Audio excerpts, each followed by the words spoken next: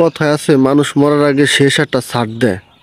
তার মানে মরার আগে এরকম একটা ভাব দেখায় যে তার কোনো রোগ নাই, কোনো কিচ্ছু নাই, সে অসুস্থ না। ঠিক আছে, তো এরকম হইতেছে কুয়াশার সাথে।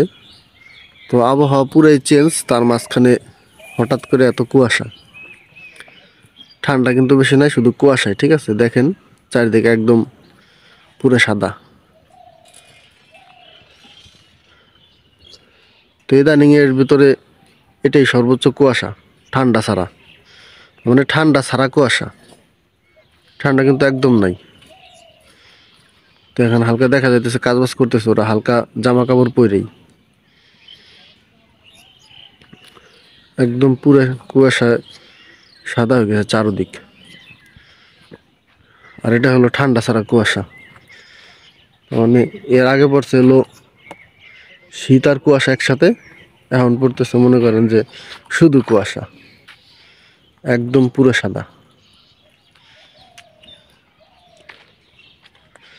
তার মাঝখানে আবার কিন্তু সূর্য, এরকম না যে সূর্য কুয়াশা ঘিরে গেছে, সূর্যও কিন্তু উঠছে। দেখেন সূর্য দেখা যাইতেছে, তবে কুয়াশার কারণে আলোটা আসতে পারতেছে না। তো এই কুয়াশা সর্বোচ্চ আর 1 ঘন্টা 1.5 ঘন্টার মতো থাকবে, কারণ আবহাওয়া পুরো ভালো, শুধু কুয়াশাটাই বেশি।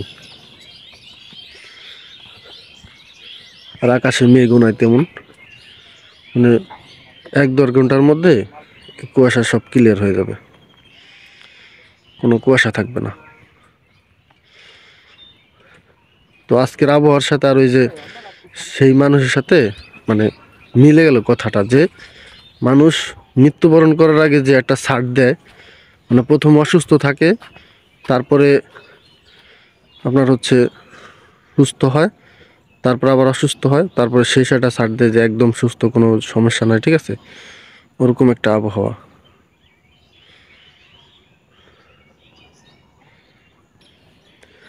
এই শীতের এটাই হয়তো শেষ কুয়াশা হইতে পারে, কারণ আবহাওয়া যেভাবে চেঞ্জ হয়েছে, একদম চৈত মাসের মতো রোদ উঠে, চৈত মাসের মতো গরম পড়ে দিনে। তো আর 1-1.5 ঘন্টার পরেই কিন্তু একবারে চৈত মাসের মতো রোদ উঠবে।